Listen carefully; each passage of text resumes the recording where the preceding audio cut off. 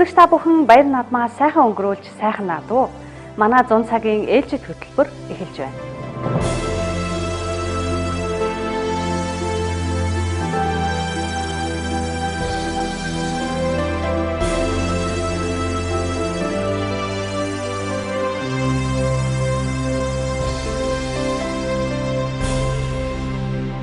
Зуны өдрүүдэд бид олон газраар аялангаа амарч ажиллаж явна. Бүгд найрамдах Солонгос улсын Сөүл хотод олон улсын хуралд оролцож Хятад, Оросын нутгаар аяллаа. Эх орны хилээр явж хэлчинд ажлынхаа үгийг сонсож явна. Үндэстэн ястны үлгий баруун хязгаар руу хизээмэдгүй гарах гэж байна. Гэх мэтээр цаг зав багч зуны өдрүүдээ ирж очин зугаатай өнгөрүүлж байна. Үзэгч та бүхэн энэ дугаараас эхэлж бидний зуны томилтын сониноос үзэх болно. Аян зам үлзийтэй байг.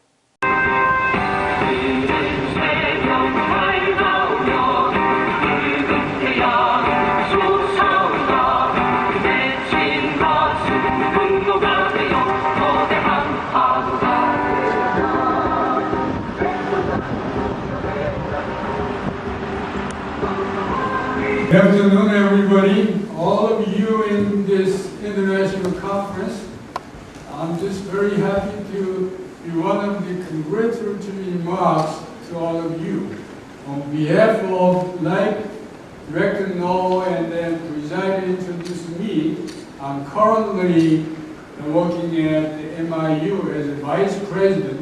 More than that, I established International Institute for Media and Communication. I just been charged of that institute as a directorship. I'm happy to be with this very well-known, established healthcare media institute. Yeah, I appreciate it. On behalf of our four Mongolian participants, first of all, I'd like to extend our deep gratitude for organizing this wonderful theme, and then participants. It's going to be very beneficial for us in Mongolia, also Korea. So this is my privilege to announce that HCRI of Hallyu University and the IIMC, the Mongolian International University, have co-organized the international conference in order to help solve the healthcare issues with mass media solutions. These issues impact every aspect of our daily lives in Mongolia and Korea.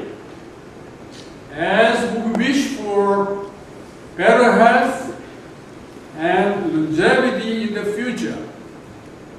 In the era of so-called in Korea, 100-year-old lifespan, in Korea and many other countries, public health policy should be mainly focused on improving social welfare of our citizens in any country, including Mongolia and Korea. In that regard, main topic of this seminar should be improving public health through the effective utilization of mass media and information technology.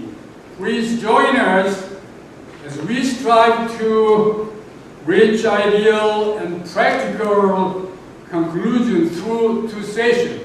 It's going to be short, but that's enough to share the important information about medias and health policy. I would like to thank all of our notable presenters from at least from Mongolia. They are very notable and promising in their field. So, notable presenter and discussers from Mongolia and Korea who will share their valuable knowledge and experience unique to each country. All of the participants presented discussants are distinguished scholars and practitioners in the circle of health communication and policy in their respective countries.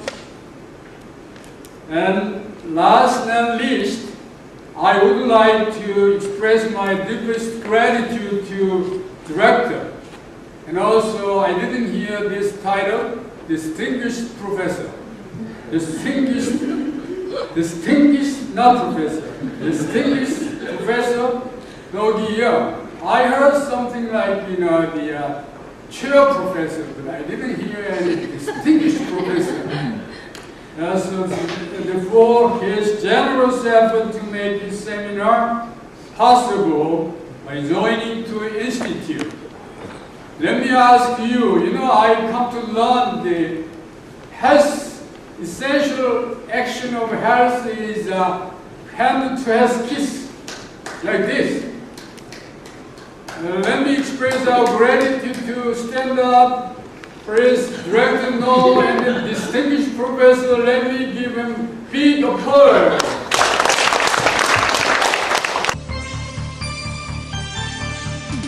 This was a very good opportunity for me to know how useful is the information technology and also media for the healthcare. Because we are just tackling all the problems in the past century and the disease, just trying to cure disease. And then just and it created another big burden in Mongolia. Since some non-official statistics say that we have 60 to 70,000 Mongols go abroad seeking the medical care. Medical tourism, so-called, mostly in Korea. So now we have to use this all the media and internet things for all people to upgrade people's knowledge, health knowledge, and health education things, and also the spreading the importance of the health campaign. And hopefully that next year Mongolia will be very gladly to host the next second meeting. We'll go back, we will discuss how we can do it in our country. It was really nice to see that Korea has this routine surveillance system to see whether the smoking prevalence goes down or up, and on an annual basis, which we don't have. We have this step survey, but we conducted once in every 4 years. But starting next year, we will be doing it in every 5 years due to funding shortage. Would it be nice if we have annual step survey or annual smoking prevalence survey? And I see that this is another area that we could seek for your assistance or this technical assistance. Because again, going back to assessment thing, let's say we run this really successful campaign with testimonial or whatever, but then we can't tell whether we did a good job or not until after 4 years. We could do this really great campaign this year and then fall asleep for 3 years. And then when we conduct our survey, it's not going to make any sense. That's what I mean. And the telemedicine, 20 years ago, we were discussing, 20 years ago when I was a medical student, I first heard of the medicine project being implemented at our medical university by one of my professors. We're still in that stage. That's my opinion. There are multi-million-dollar projects by World Bank and Chinese government. But frankly speaking, we're still in that stage. I'm not too sure. I'm at the decent level of health sector, but the concept that we were trying to implement is still not compelled to. That's what I meant. So that's another area where we could do some great things together. And plain packaging and labeling and perhaps changing our strategy. I couldn't agree more. When those smokers, chronic smokers or younger ones go to stores, there is always another way of maneuvering the existing laws and regulations. So we need to constantly come up with the new ideas and new, because at the end it's always this constant fight between so-called economists, I mean people who are trying to make revenue, right? And then between us.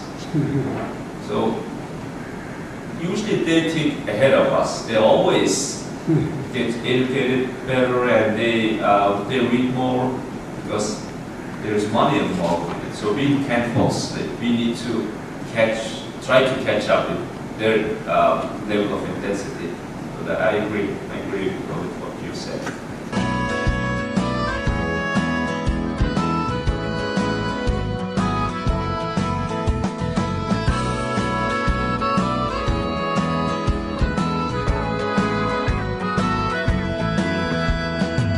As Dr.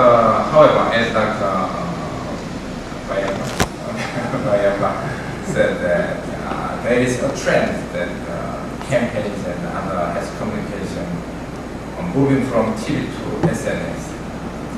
I thought maybe this could be moving from the public communication to personal communication. So I would like to think about this method to get public communication and personal communication.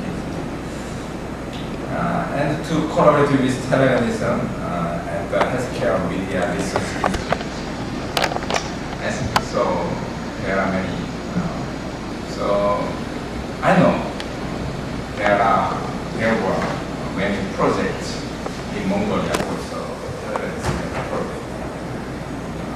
But I know also nowadays many projects dropped the situation.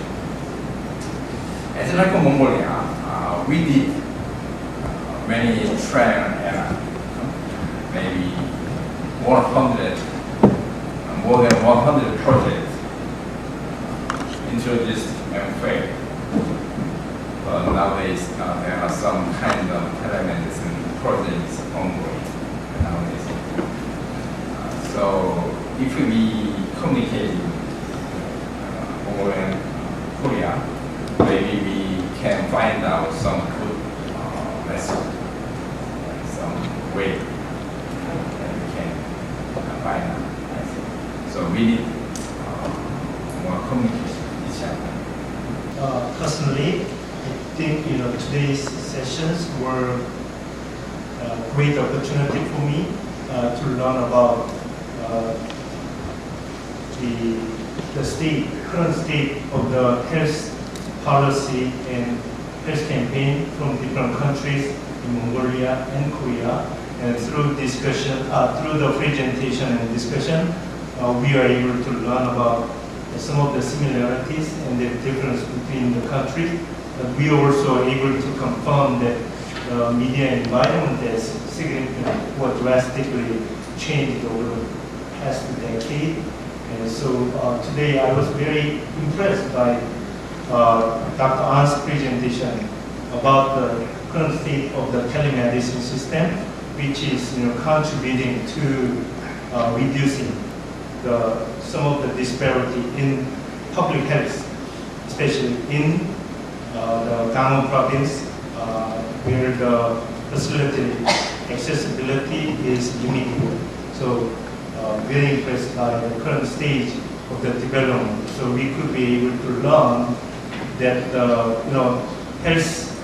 the information communication technology integration is kind of actualization of the first industrial revolution. That has been frequently mentioned these days in in the media as well as in academia. So there was a great policy implication in enhancing public health in local community and also in national health. So that is a great benefit we have learned from today's discussion. Even though we have made some rich conversation about public health and health policy based on the current development of the health technology, I think we have left some undiscussed research agendas in relation to community health disparity as well as the role of the media in public health. So first part, when it comes to community health disparity, what we have learned from today's sessions is all about some of the road to reducing health disparity in local community, but probably there might be some more negative or some pessimistic discussion about the current state of the information technologies, penetration. Personally, I quite enjoy Dr. Bauhaus' presentation, and then she emphasized the cultural difference, and also he also mentioned that still he is the press campaign for people for the health issues. That's why he mentioned the new idea or new approach. So when it comes to new approach or culture aspect, since we are all Asian, but if we are not, in the future outside, but whenever this conversation question we open and the other person from outside or like a Western culture, they always say, what about collectivism and individualism? Because we really not focused on individualism, but when it comes to cultural issue, all the time, collectivism and individualism, it seems really more issues, but always it comes to our mind. So, as I said, this is really boring issues, but if we combine the ideas, doing the research from Mongolia and Korea, outside people talk about why Asian to culture or to country do the same issues, because we have the same, they have the same idea of our culture, Asian culture. So whenever the cultural issues come to my mind, we are all different. Even though we talk about the health issues, but as the past stage, we have all different cultural perspectives. So the culture comes to me, collectivism, individualism is kind of boring and too generalized idea. So what if this is too boring and general idea? What about the other perspective? How can we understand our mind to promote health issues? That is a big issue. So new idea.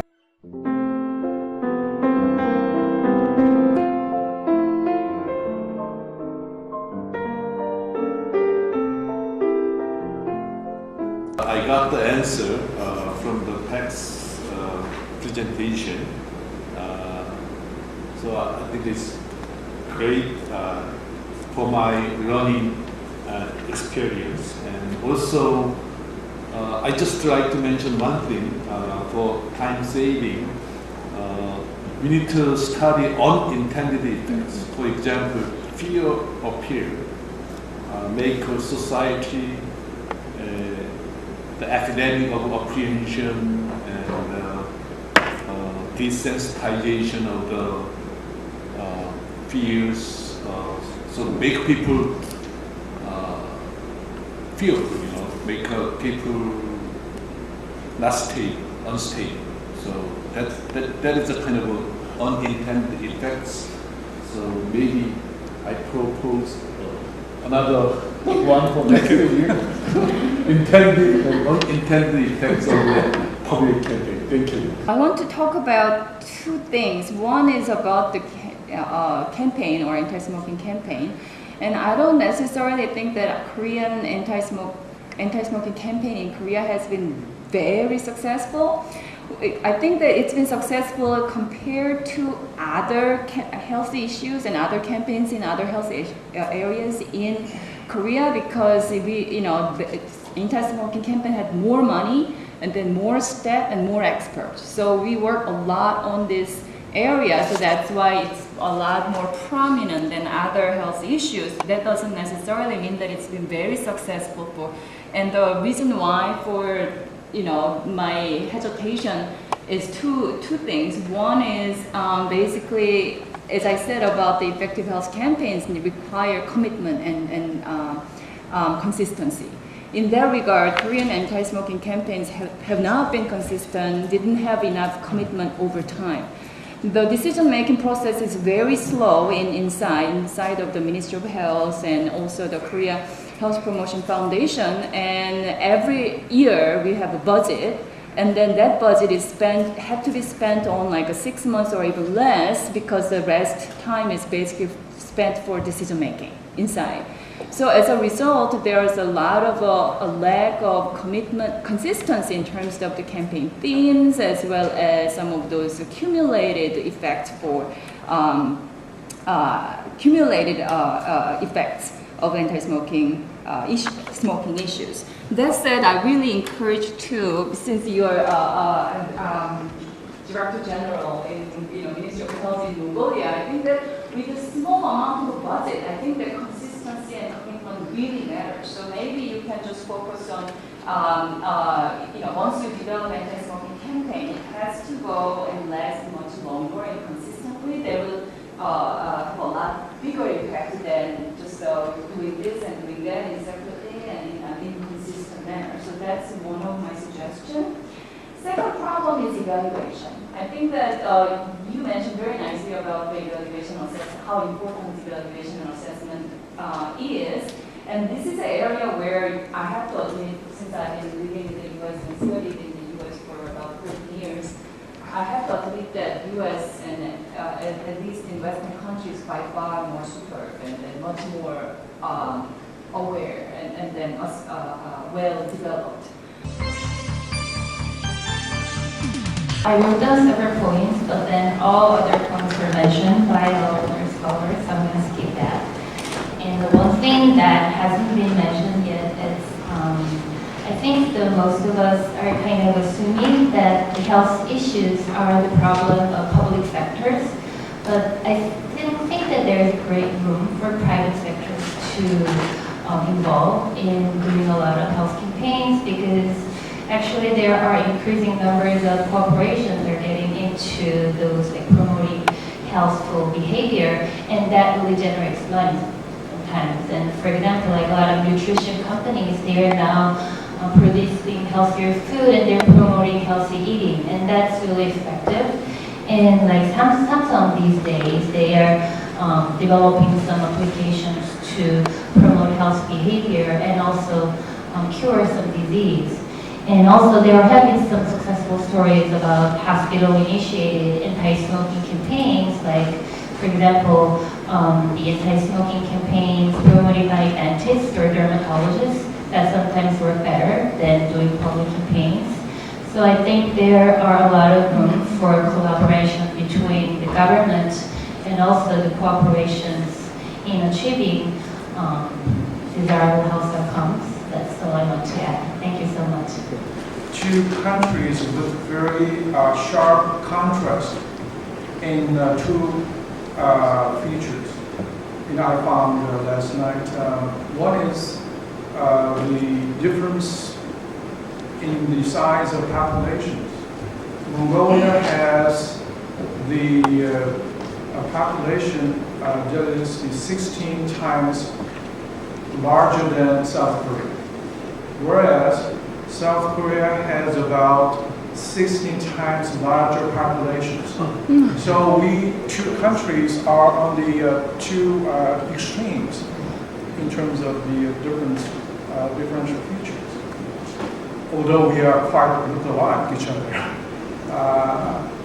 So, which suggests that our two countries will benefit from each other by exchanging, trading, cooperating, and above all, communicating with each other. So I can say that today's symposium has been a good effort in this direction. Exchanging ideas, communicating, and learning from each other. So for all that, I'd like to thank all of the participants in this panel and previous sessions, as well as the presenters and especially the audience. Okay.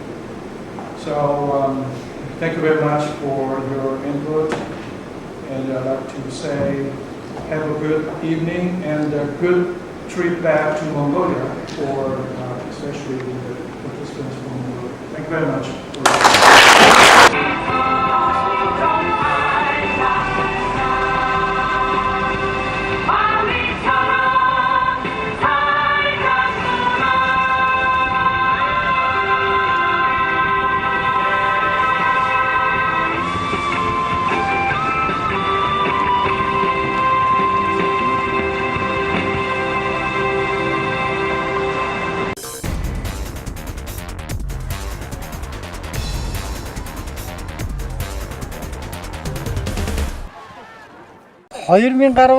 оны хаврын хөлөр дуусна. Оны ихэнх сар ихэд Монгол орнд зуншлаг их сайхан болж байна. Хурвараа цай байна. 2 ахиж эрт цагаас өмнө хурвараа орлоо, тэнгэр дугарлаа.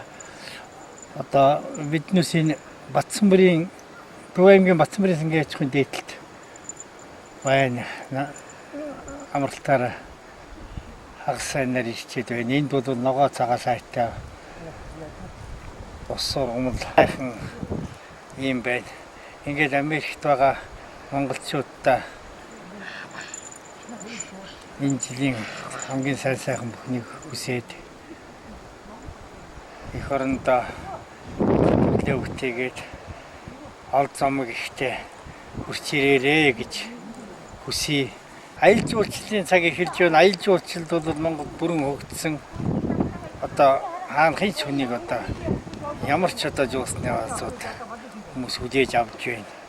Их орон чинь сайхан байна да. Их орондоо бүгд сайхан эртгээгээрээ. Та бүхэн дадцаргал хамгийн сайхан хүнийг хүсье. Та бүхэн би шүлэг уншиж өгье. Даш дөржин нутагт орж миний нутаг шүлэг хинтгий хангаа саяаны өндөр сайхан нуруунд хойд зүгийн чимэг болсон ой хөрхийн олнууд миний шарган нэмний оргон яхгүй бод өмнө зүгийн манлай болсон элсэн махан талайнууд энэ бол миний төрсөн нутаг Монголын сайхан орон Эрлэн онон туулын тонлог ариун мөрнүүд хотол олны юм болсон горих бүдэг ашаанууд өвсгөл буурын гүн сэхэр нөрөөд хүм малын ундаа болсон тойрон бүр таснууд энэ бол миний төрсөн нутаг Монголын сайхан орон Олхон сэлэнг хөхийн онц сайхан голууд уурхаа байлгийн их болсон олон уул даваанууд уучиг хөшөө дурсгал хот балдын сүрүүд хол газар оцсон харгай дартан замууд энэ бол миний төрсөн нутаг Монголын сайхан орон. Их оронд маань сайхан зам болж байна. Одоо аялал жуулчлалын өдрөд эхэллээ. Монгол орны маань хаач гисэн юм аршаан болог илэргээ. Тэрнийхээ нэгэнд ирээд ингээд ариусаа сууж байна да. Надад байгаа монголчууд одоо энэ зуны мэндийг хүргэе. Тэгээд одоо сайн ажиллаж зорьсон зорилготой хүрч тэгээд их орондоо хүрцээрхийг үрье. Нарангилчтэй сарангой ичимэн дэлгэр сайхан хараагаар дэлхийн ертөнц мишэж байна. Бүэн сайхан нугаар бүх дэлхийг уйраасаа чинэрүүсийг хэлтэй сүүн далэж имэн одон гариг мөттэй хоёосоо ичимэн сэлмэг тунгалаг царайгаар тэлмэг тэнгэрт мэлтэж байна. Бүэн сайхан нугаар бүх дэлхийг уйраасаа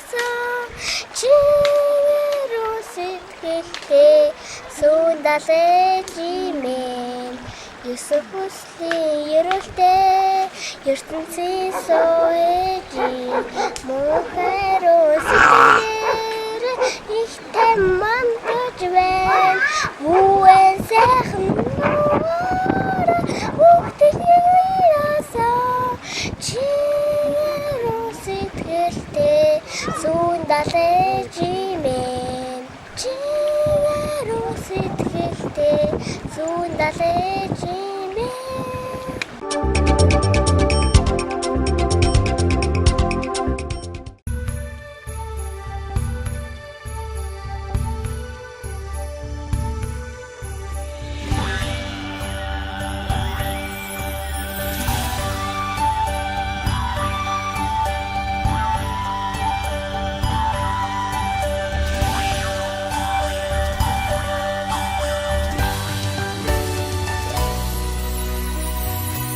Сүрлэг хархиран торгон салхи хацар илбэ Сүлдавгатай уснуур тойлдон мэлтийгээ Сүрхэн юудын уул эцгийн судлаар ханхагаад Цүмэл газрын зэрэглээ Тэнгэрийн салхитай мяранзаа Имэл нутагда миний цэнхэр хязгаар Тэнгэрийн диваажин миний унсан газар Ээжийн сэтгэл шиг цагаахан зовоогоо Энэ биний минь үл тасрахад Мутагнэ Үдэн өмрөг газрын ингээр зурагдан нүгээд Үчийн амуухан сэвшээд залуу хосалхлаа Үнэний төлөө хөвгдийн сургаалыг түүхүүлнэ Үлгэрийн цэнхэр орон минь Бодол эцэгнэн оршоод Имэл нутагда миний цэнхэр хязгаар Тэнгэрийн диваажин миний унсан газар Ээжийн сэтгэл шиг цагаахан зовоогоо Энэ биний минь үл тасрахад мутагнэ Намар тан найрын дуу намдаж үзээгүй Арын шингэр утагт минь төдийн дуу тасраагүй Одоос хүрэлтэмэр хаврын уянг паянцгаасан Хонгор үссэн инээд жаргал давхан сангинсан Иймэл нутагда миний цэгэр хязгаар Тэнгэрийн диваажин миний унсан газар Ичимийн сэтгэл шиг цагаахан зонгодон Энэ биний минь үл тасрах юм нутаг минь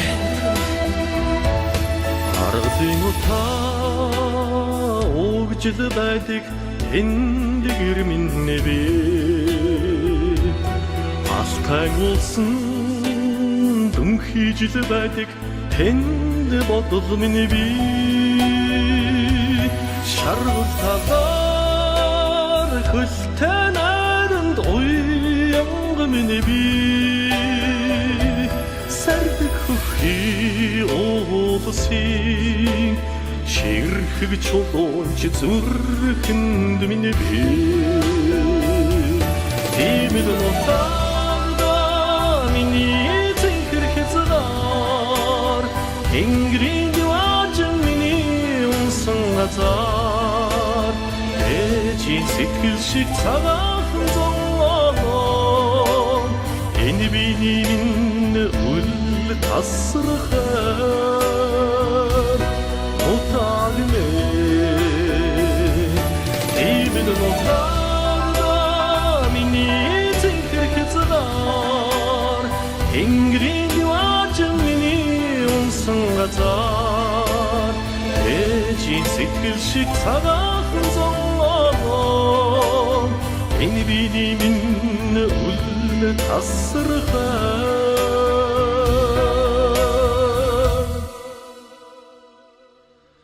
нутагна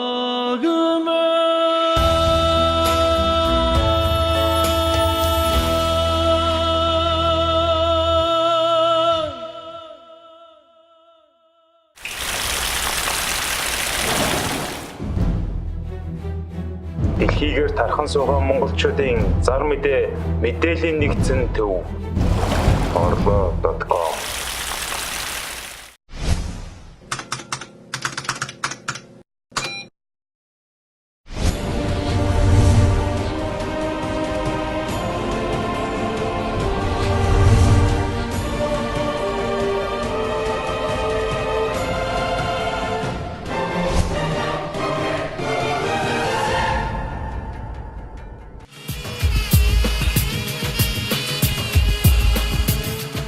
Золон зэвсгийн үед одоо манай одоо хариуцсан хэсэгт эртний хүмүүс амьдарч байсан одоо уул мөр бас байдаг. Энэ одоо хадны сүг зургууд. Одоо энэ хадны сүг зургуудыг харахад одоо янгэр ямаа аргал янгэр ямаа тэгээ одоо гэх мэтчлэн одоо тухайн үед одоо амьдарч байсан хүмүүс өөрсдийнхөө одоо амьдрал өг танилцуулсан одоо зургууд манай хариуцсан хэсэгт бас байдаг.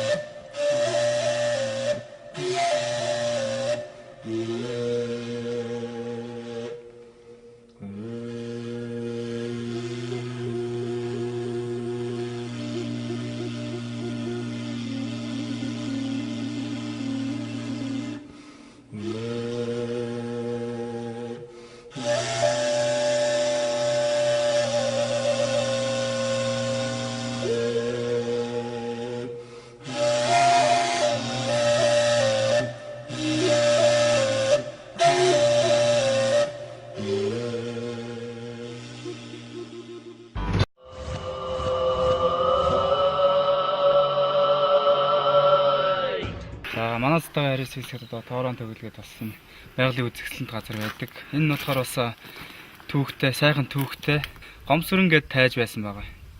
Дээхэн үед одоо. Тэднийх болохоор бас 2-3 бандтай байсан. Тэр 3 банд нь болохоор нутаг усандаа бас одоо сайн үйл бүтээгээд нэг хүн болохоор одоо энэ хариуцын хэсгийн бууцнуудыг одоо айлуудыг өвлждэг бууцнуудыг бий болгосон. Нэг хүн болохоор одоо гүний худаг юмнуудыг одоо бий болгосон. Хамгийн одоо баг хүү одоо нэг сайн эргээд хүн болохоор анх одоо энэ модыг суулгахын тулд одоо Баян онгороос 5 тэмээгээр анх авчирч суулгаж ирсэн байгаа. Тэгээ 5 тэмээгээ ингээд ачаа явахад нэг тэмээ нь одоо нэг тэмээнийхээ артлын одоо модыг одоо идчихэд исэн болохоор нэг тэмээгээр одоо бас нэг 4-5 удаа яваад энд анх бол одоо 30 одоо суулгаж ирсэн гэж ярьдсан билээ. Одоо болохоор энэ 3-4 мянган юм бол тоороо мод бол одоо бий болсон байгаа.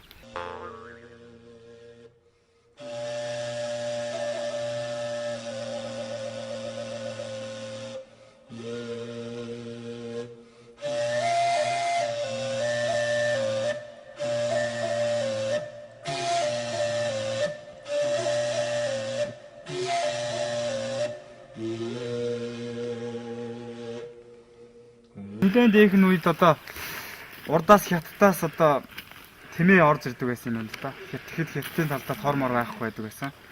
Тэгээ тэр тэмээнүүд орж ирээсээ болохгүй болохоор нь одоо нэг манай зэрэг хааж ирсэн шаруу гэдэг нэг зэрэг энэ ч одоо нөгөө тэмээнүүдийг хашаад түмэн уцаар хашаа игээд нэг сар болгоод нөгөө тэмээнүүдэд юусоо уусч өгөхгүй юм идэгдэхчгүй нэг сар болгоод Тэгээд тавьсан чи яста урагшаас хар хурдаараа л явсан гэсэн. Тэгээд буцаж дахиж орж ирээгүй гэдэг юм. Тэгээд энийг шарвын чангалан гэдэг байхгүй юу? Одоо энэ төмөр утасны мөрнүүд ормнууд нь энэ байгаа гэдэг тий.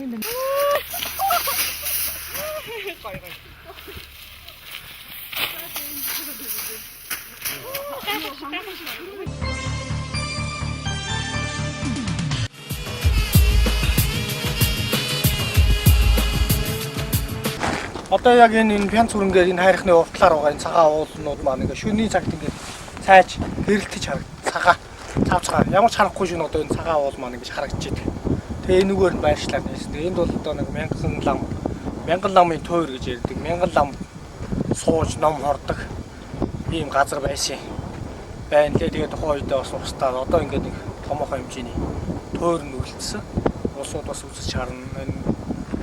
Яг одоо мянган лам байсан юу нь бол баг энэ батлаг нэлээд томоохон хэмжээний газар байсан бол шашны зөөрөн газар гэдэг тийм.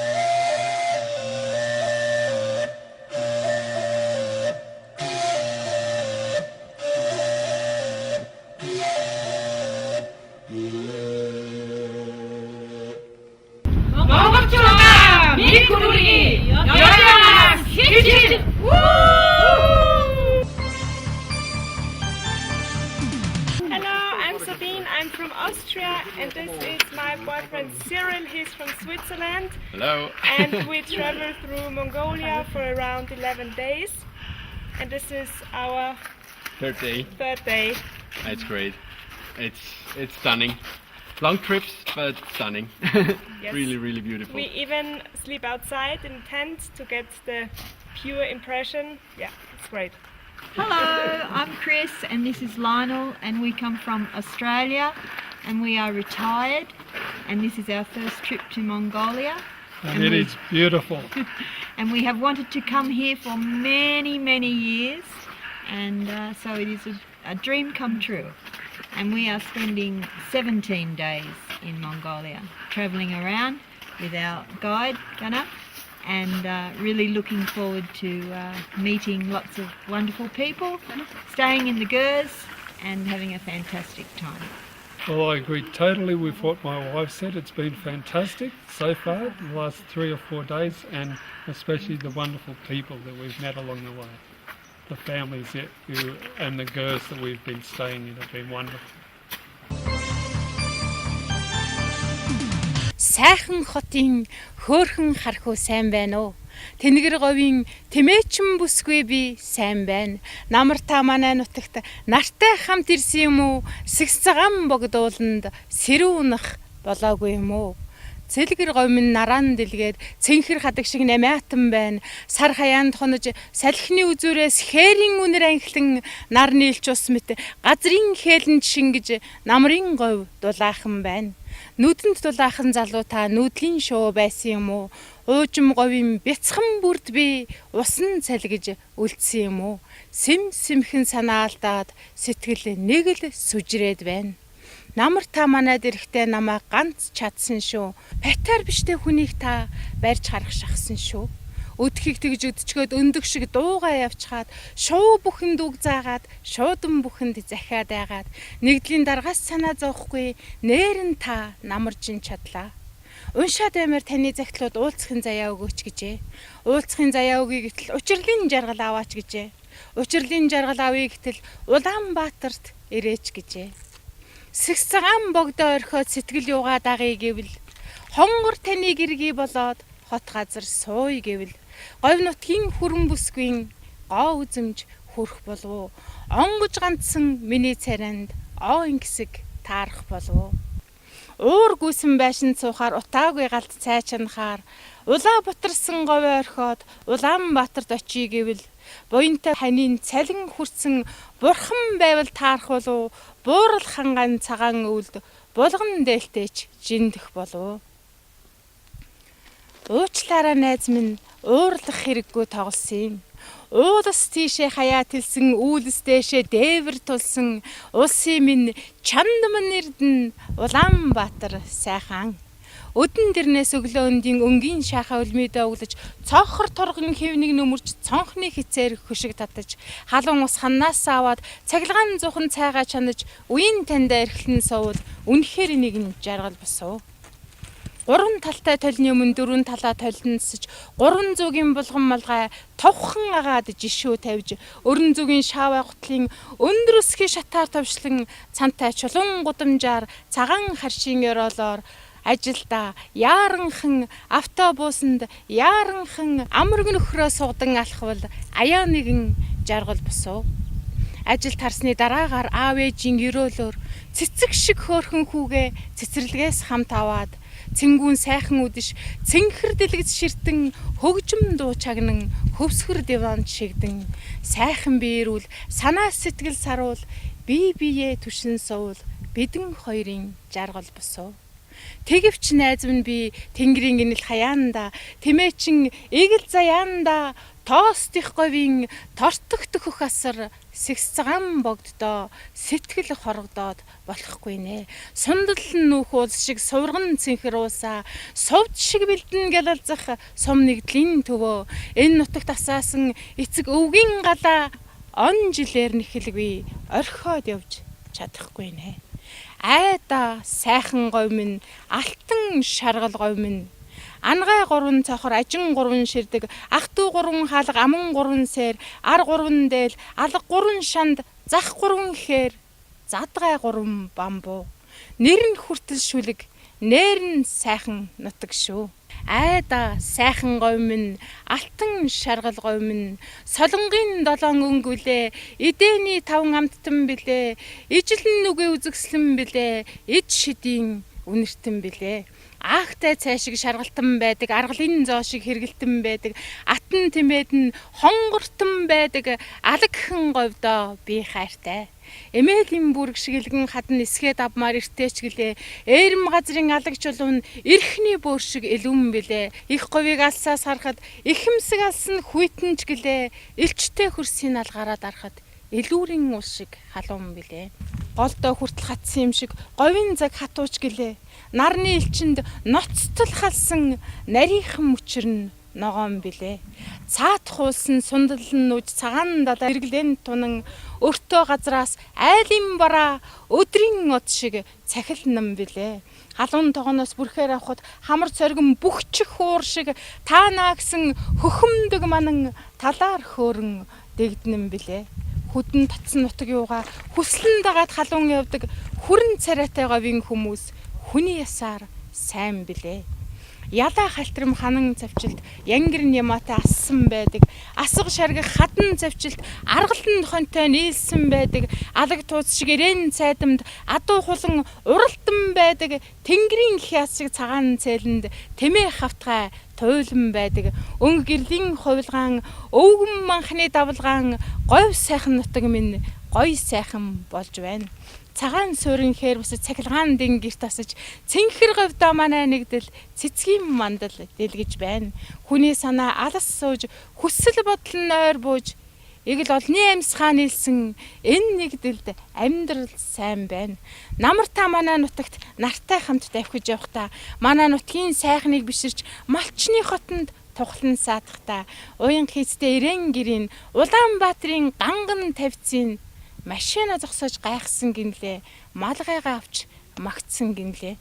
Нээрэн чинд говь шигэ нэгдэл маань өргөн байна. Сэгсгам богд шигэ сэтгэл минь өндөр байна. Үеийн найз нь өөрийн нэгдлийн өрхнөөс татаж үүднээс өргөж алсын хүнд хайраа хадгалж, аавын хүүгээс түүнээ хадгалж, задгай шаргал, хөлгөн говьдоо зандан шатар шиг 100 тэмээгээ өглөө болгон өрж явна, үдэш болтол нүүж явна. Хонгор найз минь уулзъя гэвэл, холын надтай учрыг гэвэл, нар шиг говьдоо таны гүрий сар шиг гэрээ энд барий. Эрхэм таныг эргээд ирэхэд эхийн голын алимаар дайлий, усан үзмийн багцыг тавглаж ургацын шимээр хүндлэн цайлий. Хангайн гоёлыг говь дүмсгэх, хотын соёлыг хөдөөд хүргэх хувь заяаг та бидэнд хувьсгалт буурлууд тавьсан байна. Маргад тэнгэрийн чулуун зөмбөр, манант говийн үүлэн сүмбэр, сэгс цагаан богдууланд сэтгэл байвал жаргал байна. Аяны чинь харгуйг сүүргэн мэлай, алсын чинь харгуйг свэ болгон хүлээе. Баяртай найз минь хариу бичээрэй, байнгын минь хаяг сэгс цагаан богд.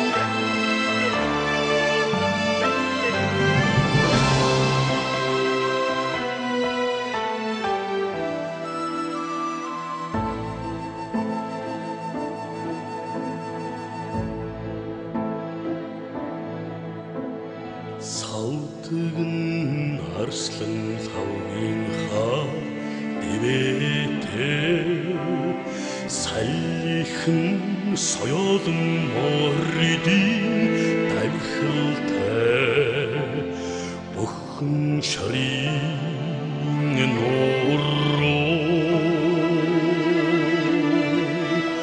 өгдөөсөн хоймрын сүр чавхалцаад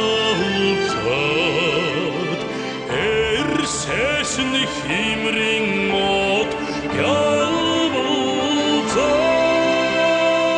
ялбалцаад нэг л сайхандаа зарилгаар шалгагдсан момон их хан сайн юрод хичээн бидурн бэлэгт эрдэн баяна хам ширэтэлэгэн мончройн цорч хам хотг тэнэн нутгэн бахар имэл сайхандаа зарилгаар шалгагдсан момон их хан сайн юрод хичээн бидурн бэлэгт эрдэн баяна хам ширэтэлэгэн мончройн цорч хам хотг тэнэн нутгэн бахар имэл сайхандаа